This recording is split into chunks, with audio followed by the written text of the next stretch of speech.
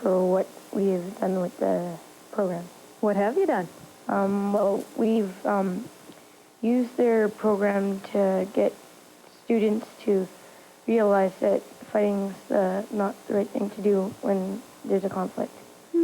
Why do you think that?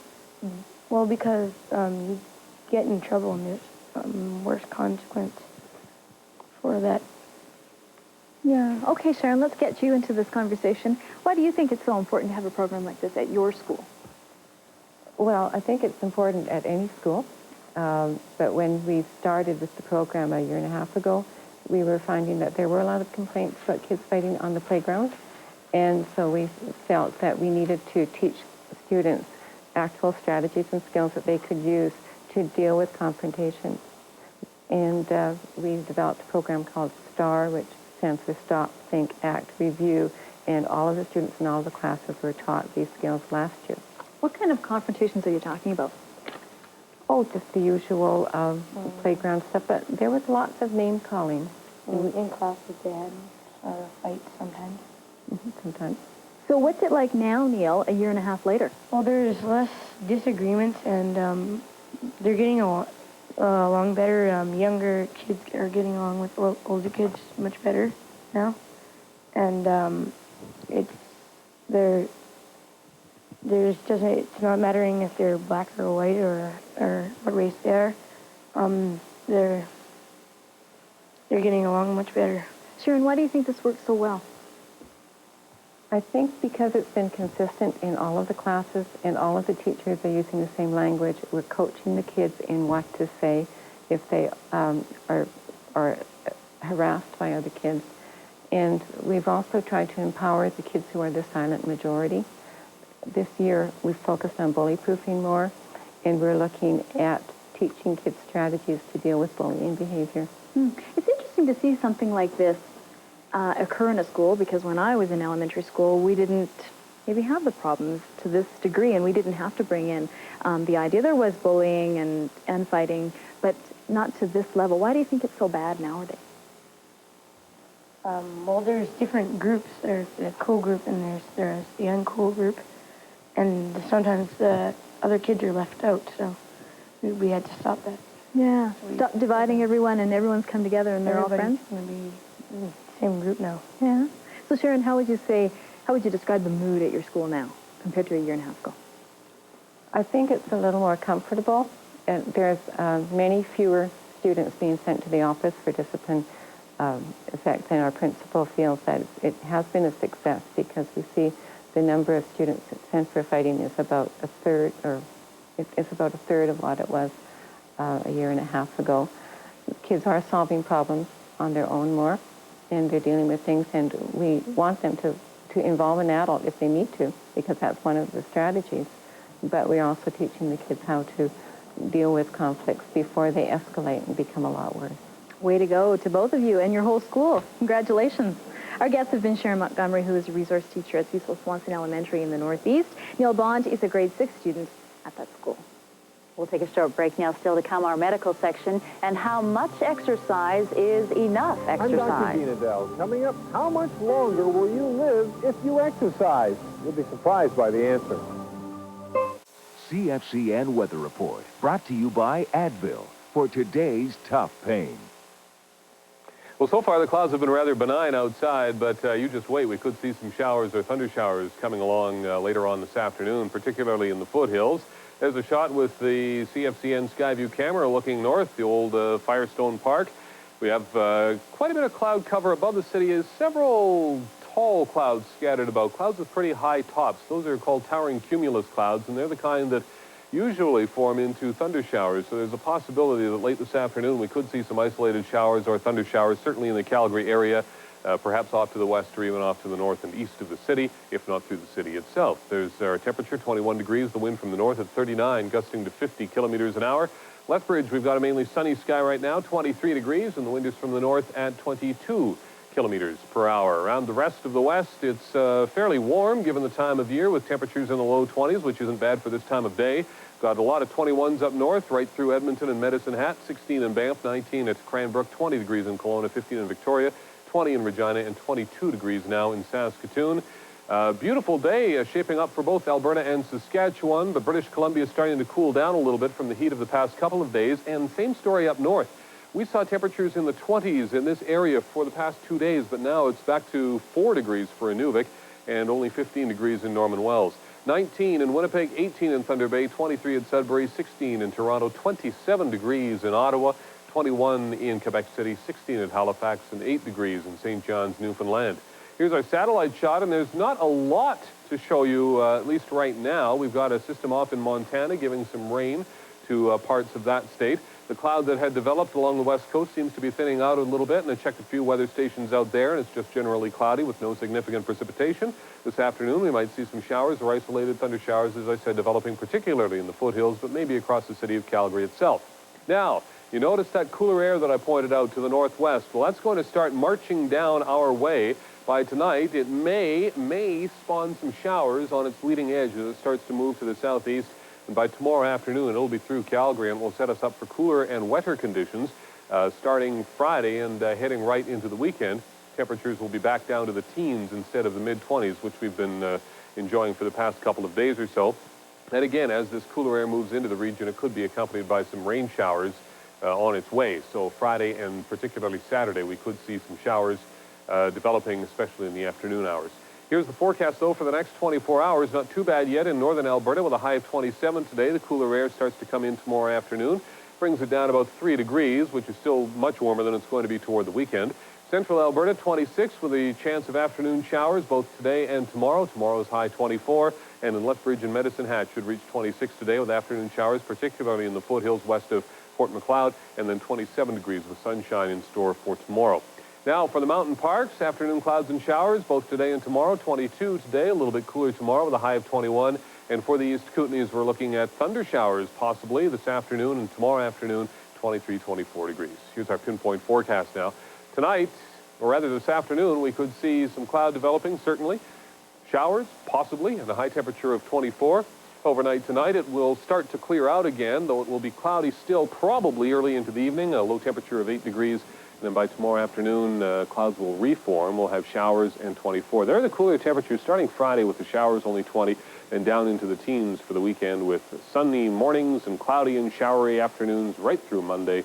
And again, temperatures will remain a little bit below normal. Normal is now 20. So anytime we're under 20 for the next couple of months or so is certainly going to be below normal.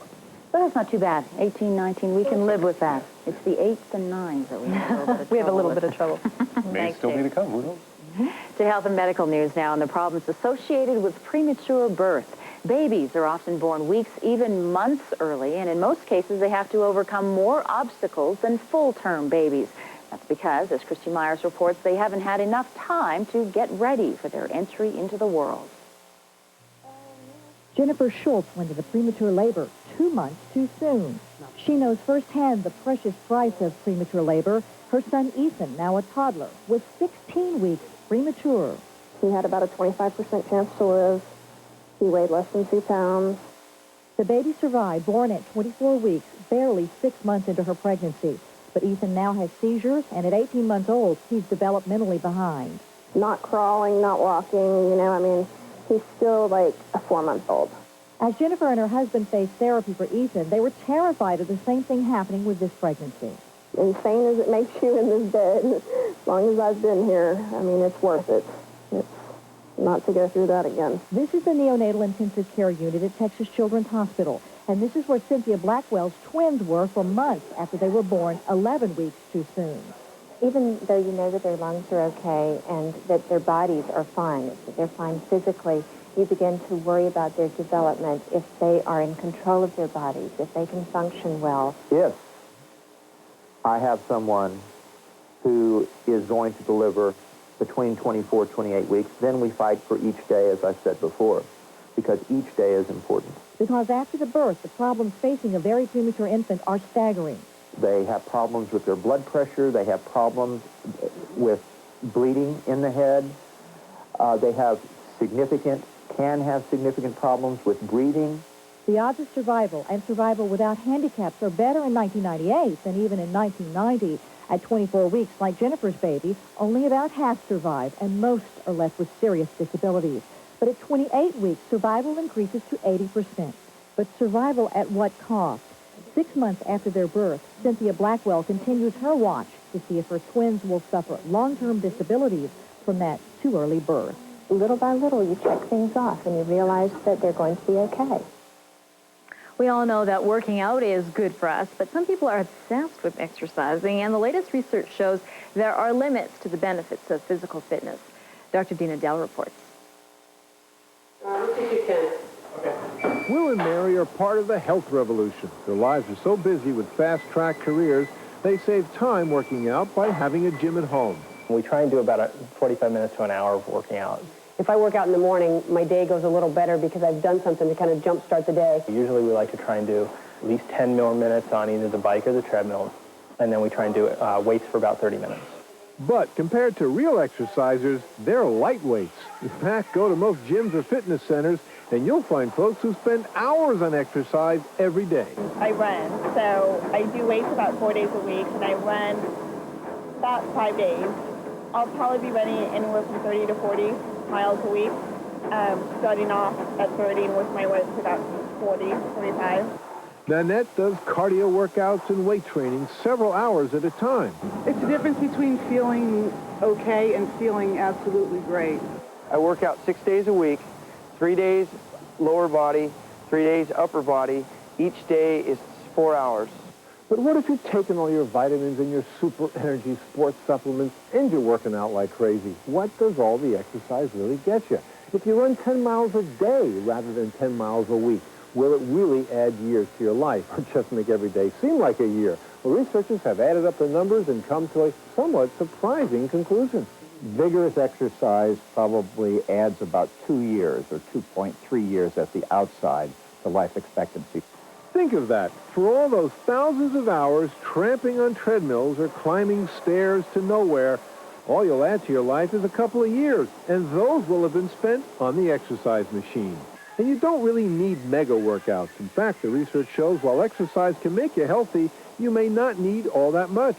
There are increasing benefits with regard to both disability and longevity, up to about 200 exercise minutes per week, so about 3 hours a week. Of course, some folks just like to exercise, but if you're trying to enrich your life rather than obsess about your workout for hours on end, maybe read a good book or spend more time with friends or take in a concert.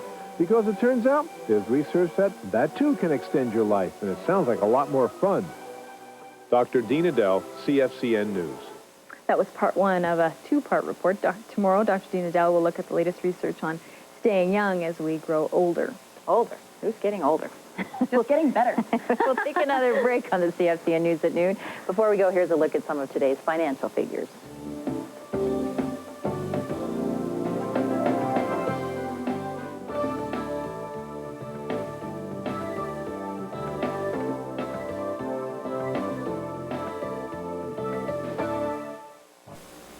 Looking back at our top stories now on the CFCN News at noon, the death toll now stands at 3 following yesterday's explosion at a homeless shelter in Montreal.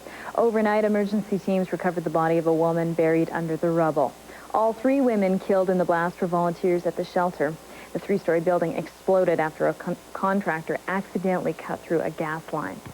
A collision at Deerfoot Trail and 16th Avenue last night involving several people sent most of them to hospital, many of them children. Police suspect one driver may have run a red light. One van slipped upside down.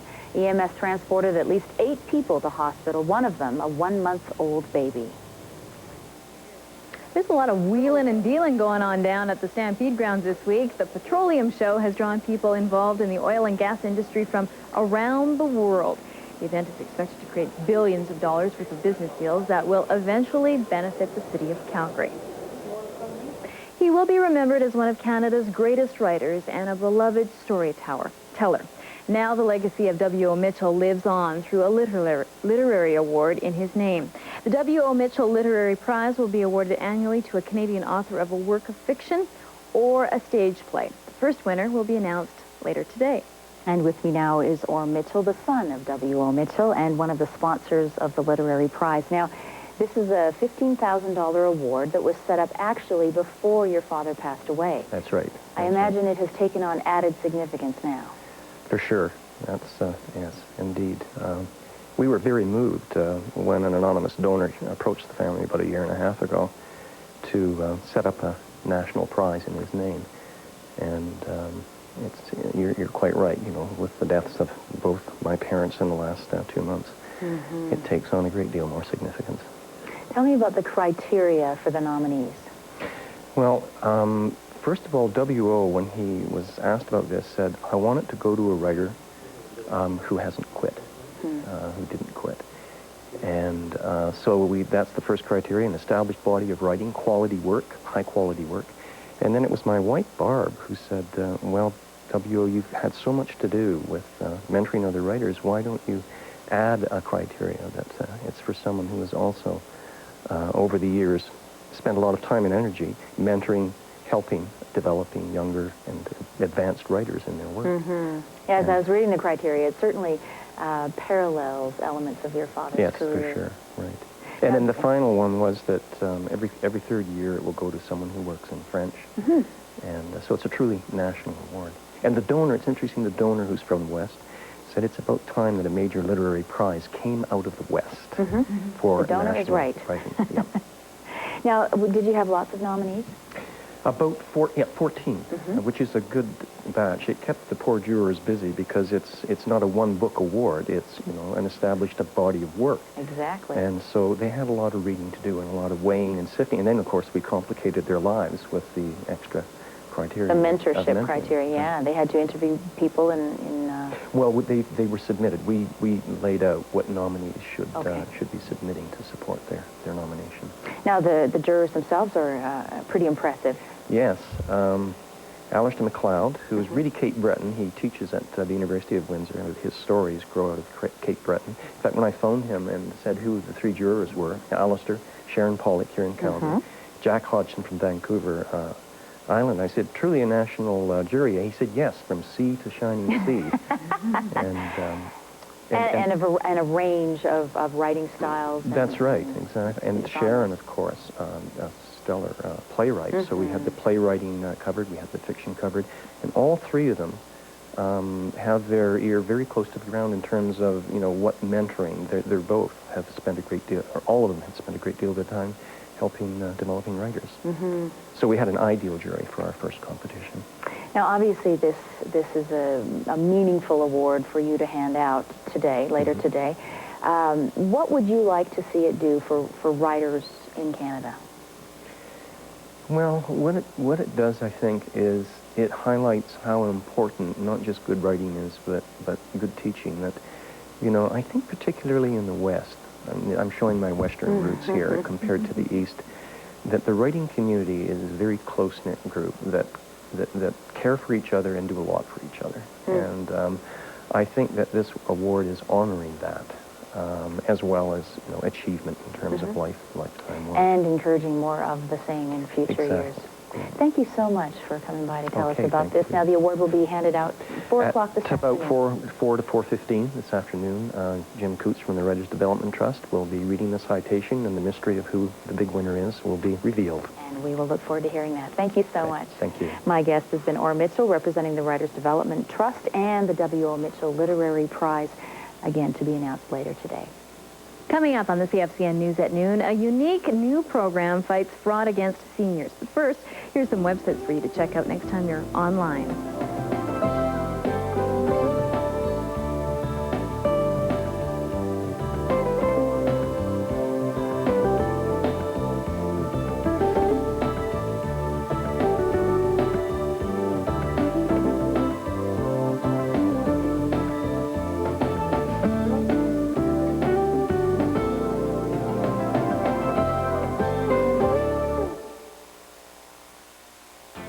In Touch is brought to you by TELUS.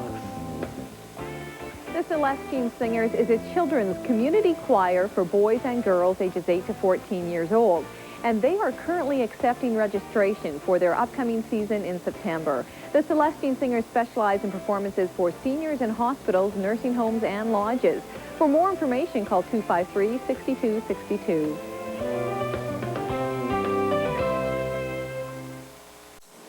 From our Consumer Watch files this afternoon, a new approach to helping senior citizens avoid getting ripped off. The program isn't much different from all the others, but the people involved are. And as our consumer specialist Tony Ty reports, it's sure to get the attention of a potential victim.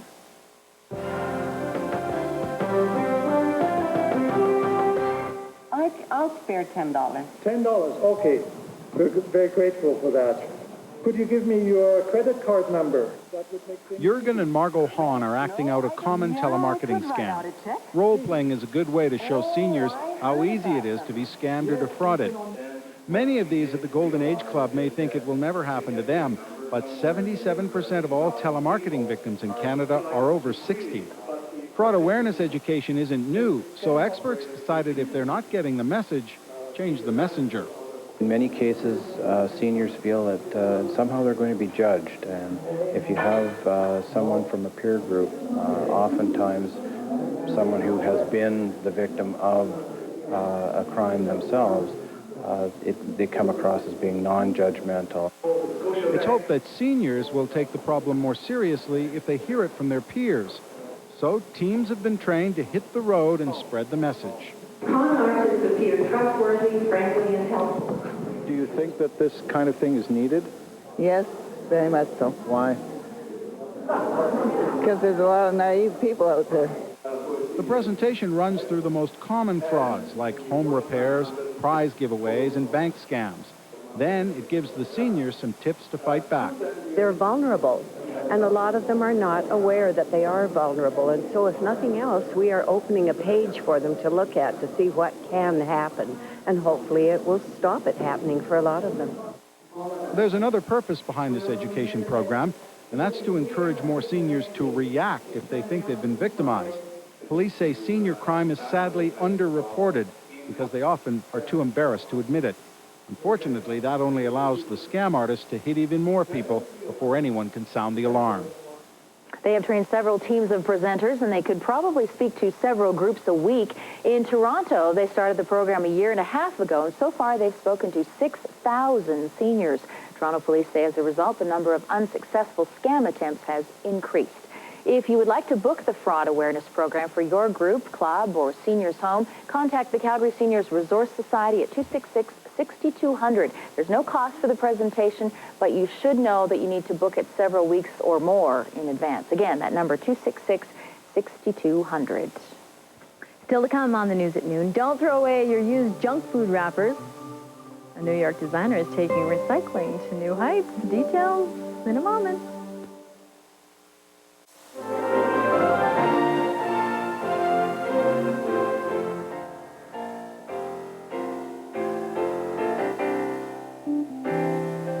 The Calgary Humane Society is filled with kitty cats at this time of year. Most are a bit standoffish, but there's at least one cat who's becoming famous for his friendliness.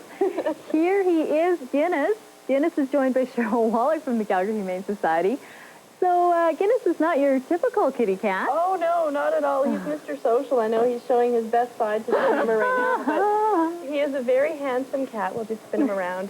I don't think he'll mind. Cooperative, aren't you? He's a good boy. He's about 3 years old, came into the shelter as a stray. You can tell he's been out on the streets. He's a little roughed up in the front. Yes, little ragged looking, but just a wonderful, affectionate cat.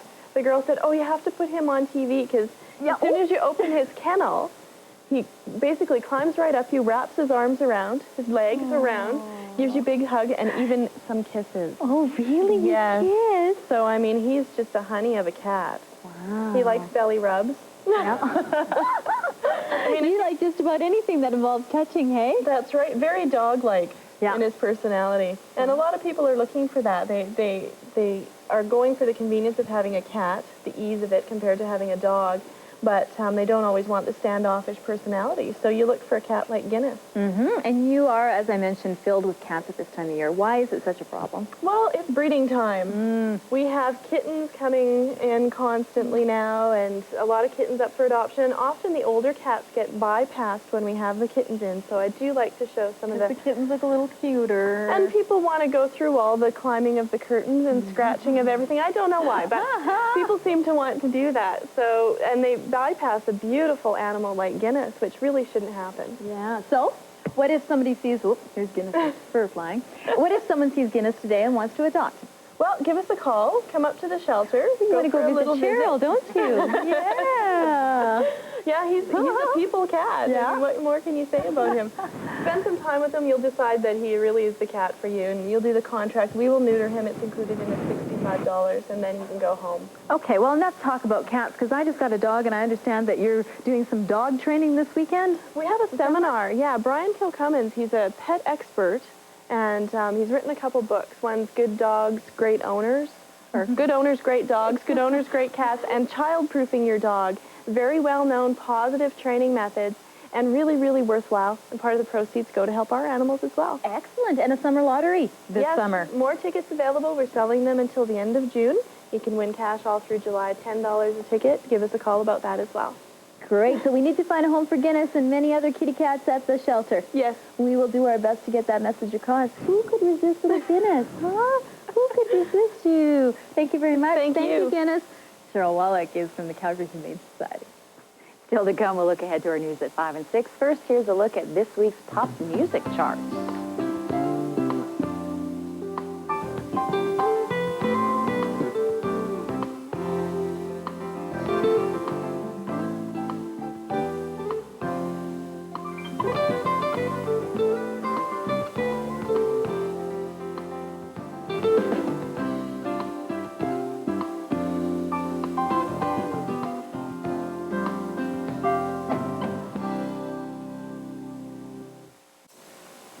Get ready to wrap. We'll tell you about the latest fashion trend in a moment. But first, today's graduation day for many University of Calgary students.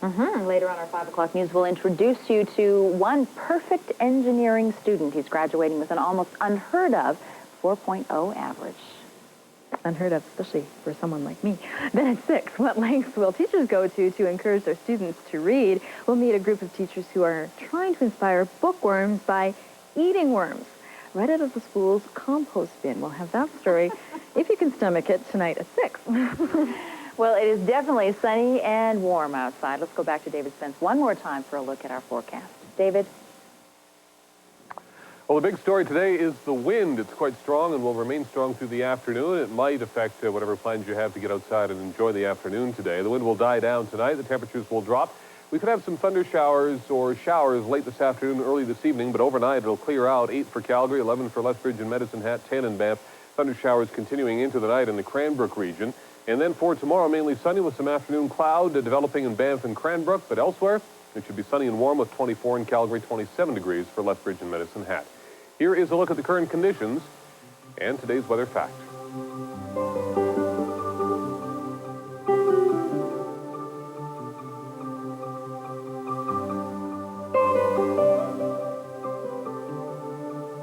Finally today, it used to be when a woman threw on a wrap, it meant an elegant shawl.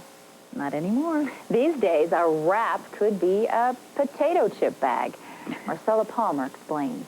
Shiny blue tinfoil suit tailored completely from potato chip wrappers. Christina Delgado is all wrapped up in her food wrapper clothing. It certainly elicits a lot of response from truck drivers and cabbies here on the streets of New York. So the next time you polish off some potato chips, stop and think before you throw the bag out. Maybe getting rid of a fashion trend. Just when you think you've heard it all, clothing made of snack wrappers is now for sale. Just think. Bags of tortilla chips can be turned into this 3-piece ensemble.